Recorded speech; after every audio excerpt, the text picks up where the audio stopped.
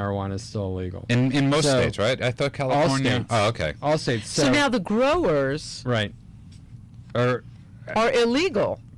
Correct. And the people that sell it to the dispensaries are breaking the law by distributing. Okay. And even the dispensaries are illegal under federal law, even though they've been approved by city municipalities and state law. So basically, it's all not state law, illegal. sorry. At any time, It's the government illegal, could but shut illegal. No, the government could shut them down at any time. Right. So federal law supersedes state law, and state law supersedes local law, and federal law supersedes local law as well. So at any time, the DEA can come down and And they've done that. Could. No, they have. Well, they have. Yeah. They And Obama actually just said that he was going to not have the DEA waste time shutting down dispensaries, and he was going to leave it up to the courts as they fight it out within states' rights. But the fact that California didn't pass the proposition to legalize marijuana has now put the state and the municipalities at war again.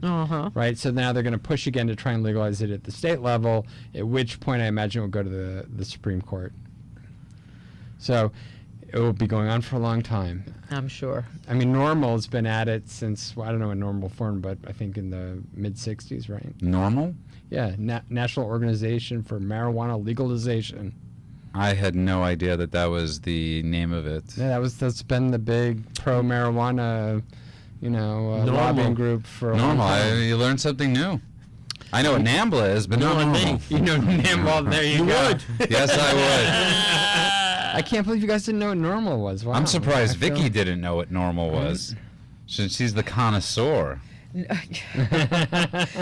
She was so high, she didn't know It was to. not normal for me. Let's put it, well, it was getting normal. Well, it makes sense because, get high to get normal. But, no. Yeah. And the number here is 877-830-830. It is a weird number, and that's why I say it with the 8, because I couldn't remember it the first couple of weeks. I couldn't say it. Andrew couldn't either, just to my defense. It's not the easy. It's a good string of numbers for the station being AM 830, but nobody dials the phone with 4 digits. Exactly. You don't dial a phone with that little 8 standing out by itself. It's very confusing for a pothead like me. Yeah. That's why we're not getting many calls tonight. They're all stoned and they're like, 8 what? For you, it would have been better. Just dial the same number over and over. That's again. right. 888. For you, it would have been better like 877-420-420. There we go. And add the extra 4. I'm sure some bong salesman in like Idaho's got that number. Oh, without a doubt. But, it's like 420, 420, 420. Right. Anyway. So, Mike. Yes. Welcome to the studio. Thank you. That was the longest delayed intro, I think, in our station's history. That was nice. It was, right? You got to just sit and mellow I was into just taking it all in. Right? With your sugar-free rock star. Oh, I love this. This is my crack. So, Mike, for the couple people out there that don't know who you are, how about a quick introduction and some credits that you got going on? Yeah, I got a Showtime special coming out this year. Congratulations. Yeah, thank you. And if you want to check out my website, serialkillerofcomedy.com. Ooh. Can't forget that. Right? Serialkillerofcomedy.com. Yes. So tell us about the Showtime thing. How did that come about? From doing Latin-speaking TV. Really? Yeah. It was so like you speak Spanish? No, I can understand it. I want to be white my next life. You guys can get away with a lot of stuff. But that's how I got it. I did these episodes, did like 16 episodes on this TV show, and then I got the special. Huh. So it's in English or Spanish? It's in English, yeah. Oh, great. That's really cool. It was good. It's a good time. Where did you film it? We filmed it in Hollywood. Oh, wow. How big was the audience? About 200 people. Wow. So it's pretty small. So how were they all fans of yours? Yeah, a lot of people came out. So it wasn't like, they had because I've watched that Larry David Kirby, with yeah. I mean, some of them that you see now, some of them don't even have audiences at all. They add the laughter afterward. Oh, really? Oh, wow. yeah. Well, that's disappointing. Like Tom Arnold's. Yeah. I saw that. No audience. Yeah, well, It was just there was a It was reason for shocking. that. Tom Arnold can't have an audience. It was unwatchable. Well, they were scared Roseanne might come in and heckle him. So. Can you imagine that being your legacy? No matter what he ever does.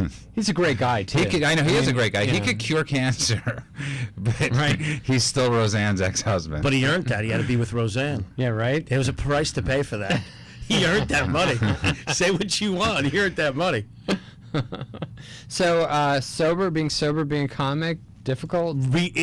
Almost impossible. Almost ridiculously hard. I would bet, right? The last 9 months have been torture. Yeah? You know, I hear that just like the fear thing with getting up on stage is so much easier if you have a couple drinks first. But Well, you know what it is for me? It's not so much that. It's actually sitting in the bar waiting to get up. I can't take that. Right. Like I have to sit outside or I have to sit in the showroom because I can't take being in the bar. That's the toughest thing for me. Because I never drank when I went on stage or did drugs. It was always after. So, Right. yeah, it was never the issue. But yeah, being around it is torture. Is this any place? Is this like the Comedy Store, Laugh Factory? and Doesn't matter. Yeah, and most comics, I think every comic I know is addicted to something. Whether it's pain pills or alcohol or weed or whatever, everybody has some kind of Themselves. there's a lot of addiction. Themselves, We're yeah. going to talk about that when we come back. We're just going to cut out for a break again. It's Clean Radio. You can reach us at 877-830-830. or on cleanradio.com. That's .cane, right? .cane. .net. Cleanradio.com. It's clean with a K. Now your hosts for Clean Radio, Andrew and Judah. You know, it's bad when the intro guy can handle the number in our clean.com statement so much better than we can. I know. You would think after 14 weeks we'd be sharper than we are. 877-830-830.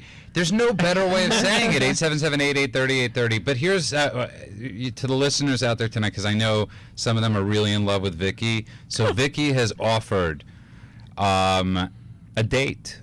And Nice, Vicki. It's win a date. It's Yeah. Win a date with Vicki. It's win a date with Vicki, and Andrew and I will gladly sponsor $25 nice dinner date. Oh, Wow. Big wow. spenders. And we'll each do a psychic reading. And we'll each do a psychic reading. Hot. To the person that could guess. Let's see, what's a good trivia question that I don't want people to be able to look up online. So the people that are listening, who's older, Andrew or I? Whoever could guess who's. Oh no, because they could look at the picture. Thanks a lot. Well, how do you know I meant it was you? I Or how love do the you? way you guys are pimping me out to You get know. callers. Hey, This is lovely. Vicky, They you got to do know, what they got to do. No, Vicki, because you said that a the lot economy. of Times are tough. you said that a lot of the people that are listening, friends of yours, are scared to call or chicken to call. Well, I think some of them- I saw some Yes. Facebook and stuff. I think yeah. some of them. I think somebody like Barbara, who follows you on Facebook, if she lived in She's LA. a psychic? Look, Mike just said he wants to win. So Yeah, I'm Mike. like, Yeah. Yeah. I saw him pull out his cell phone. He was making for the door at a call. right. He's like, what's that number again? Right. 8:30. Oh, Oh my God, what? Andrew! I know, the first I time. can't Yes, that was not Show me. 14, That was Andrew. Andrew. I have Oh kept my it God. I totally think I only clean got with a half C. of it out, though. I heard the whole thing. Oh, okay, all right. Your mother is going to be very disappointed. Oh, the least of my problems. Oh, well. So anyway, we were talking about addiction and using drugs and dealing with the fear of performing, being in the environment. Yeah, of for me, it's alcohol. more the environment than anything Yeah. else. Not so much the performing or the fear. It was never that. It was the drinking before. Right. It was actually the drinking after. You know, because like fans, like after you do a show, the hard thing is you'll be on the road and you'll have a table filled with alcohol, like shots. And you don't know anybody either. You don't know so anybody. just- yeah. And you're just like freaking out. They're trying to force it on you, and that's the tough part. Right. It's like getting away from that. Like, Yeah, I have I to do- do a show and just leave now. Yeah, hanging out with a lot of rock bands in the '90s, it was just impossible. I mean, like you go from the show, from backstage to the hotel, and it's just nothing but drugs all the way through. Yeah, Lots and of drinking. alcohol, I do like, believe that's the hardest thing, though, that people have. I always say the hardest thing to recover from is the life, and Right. is the lifestyle, because who are you without that lifestyle? Well, people say that your choices and what you want change, and as you get sober, and I think that that's somewhat true. You know, like you don't want to go and hang out after the show. You want to just go home and have your own space. you know? Well, it's funny because for me, I'm finding a lot of my old friends intolerable. Is that part of it? Like, Well, because now you actually have very to have a common. conversation well, with yeah. them. Well, yeah. Now it's like I hang out with you. Yeah. What is this? I think being sober, though, one of the greatest things about it is fellowshipping with people, with other sober people, and actually communicating with them. It's not just sitting around after a gig and everybody getting stoned and sitting there like stupid idiots. Talking but it's about actually themselves. having a conversation about something with value. Well, I always say if you go into a restaurant, the loudest table is a group of sober people. Like there's nothing like louder than a group of sober people in a restaurant. And the worst tippers. And the worst. Loud, really? Yeah, I just find the group of sober people just No, he doesn't mean loud in the sense of Obnoxious. You mean No, I because mean they're just- actually talking. They're actually talking. talking. Yeah. They're Yeah. actually having real conversation. Involved, The laughter is laughing. real. Yeah. I definitely laugh Yeah. more in sobriety than I ever did when I was high. That's all a fallacy, I think. And in about business, even- I found as it- Are you you No, trying to I- work on the word phallic? And you just Hello. said fallacy. Vicky's got it going on. Phallic, that's her. Vicky Phallic. Right, That's that's her her new name. Phallic. You know, just Free put a date woman with on the Vicki show Fowler. right away. $25. And I was just going to Last say week a D we word. had nothing but women. So Yes, Yeah. and none of that was. They were all okay with the microphone. And they were from Playboy.com. So They're used to that. right. Yeah, Just having that it was microphone in small their for face. them, Yeah. right? You guys don't know my Facebook persona, but Playboy is... Nothing. We got nothing on Vicky. Yeah. Oh, Vicky's I a have player. seen your Facebook photo, and I was. My Facebook photo? Yeah, you had like a photo. It's on not Facebook. provocative. Yeah, well, the one I saw wasn't exactly not, but maybe I got the wrong. I gotta check it out He got the later. wrong. He actually. Maybe somebody swapped it out one. Are you stalking Vicky? You're Yeah, stalking Vicky, apparently aren't you? so. Well, I've got someone photo. else. Yeah, I've got, I've that's got like- someone else calling in for the free day. That's actually, photo is that's hot. actually really funny because you said it like that photo. Right. It's like you didn't even say the photos. You're like that photo. That he's got Well, on his there is wall. that one. We do Right. have another call. Should we take it? Yeah, sure. All right, we got Larry on the phone. Larry, welcome to KLEAN Radio. Hey, how's it going? Good. How are you Good. doing? How are you? Good, very nice. Let me ask you a question. Do you think everybody in Alcoholics Anonymous is actually an alcoholic? No. Right. Why? I think it's a really good question. Yeah. I think that different people have a lot of different reasons for why they end up in the room. So I think that certainly most people are there for a reason, and a lot of Right. it has to do with drug abuse or alcoholism. Sometimes I think that whether or not people have actually crossed into actually becoming a full-blown alcoholic, that necessarily isn't the case. Some people have just been abusing alcohol. And some people later find they can normalize their drinking. So I think it would be an overstatement to say that everybody in Alcoholics Anonymous that shows up in a meeting is an alcoholic. I think one of the good things about Alcoholics Anonymous is it's a place to go and find out whether or not you're an alcoholic or not. Odds are, though, I'd say if you end up in a room at AA, Something's wrong. Something's going on. I saw Right. Bridesmaids last yeah. night, and Jill Clayburgh is going to speak at a meeting, and God rest her soul. And, yes, and Kristen Wiig says to her, "But Mom, you're not an alcoholic," and she said, "Well, that's only because I never took a drink." And meanwhile, she was Right. going to the meetings and she was doing service. But there's a and all lot of this truth stuff. that there's a lot of people that come from families of alcoholics and they don't drink their whole life, and then with 20 something they pick up a drink and all of a sudden they're off to the races. So, and it's different for everybody. I think it's a great question. It's though. definitely a great Right. question. It's something that Andrew and I constantly are talking about is, but you're Yeah. there, something got you there. If you're in an Alcoholics Anonymous meeting, something's not going well. Well, Bob Force, who was one of our guests, who everyone knows from VH1 Celebrity Rehab, his claim is that about 50%, I think this is an over-exaggeration, but 50% of the people in LA, which I think you have to separate from the rest of the Right. country's AA meetings, are there because they're lonely.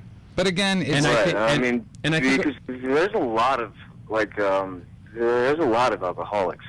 Oh, they're absolutely. yes, absolutely. there are. You know, there's- Everywhere. And the There's more truth, every and day. the, and the truth be told, Well, no. Well, but I mean, like, there's, there's a lot of people in Alcoholics Anonymous, and for some reason, I can't fathom that many people, There would be having alcoholics. this issue. Yeah. Well, the estimates are that 12% of the population, 12% of the population are actually alcoholics. So that's quite a lot of people. I mean, LA County is how many people? a lot. 26 million, I think. Is something it that like many? That, yeah. So right, so just 10% is 2.6 6 million million, yeah. people. So how many people are in AA? Certainly nowhere near to that many. Yeah. So there's definitely a lot more alcoholics than we see. And Larry, thank you so- in Alcoholics Anonymous. Larry, thank you for the question. It is a great question, and it's one of those things. If you're there, it doesn't really matter. If you're the alcoholic and you have the problem, it doesn't. What are you going to do? My thing is that nothing can go wrong with Right. you by going to a meeting. I Right. mean, and certainly it's always good to question how there's most people that come to AA have had some sort of major consequence related to drugs or alcohol.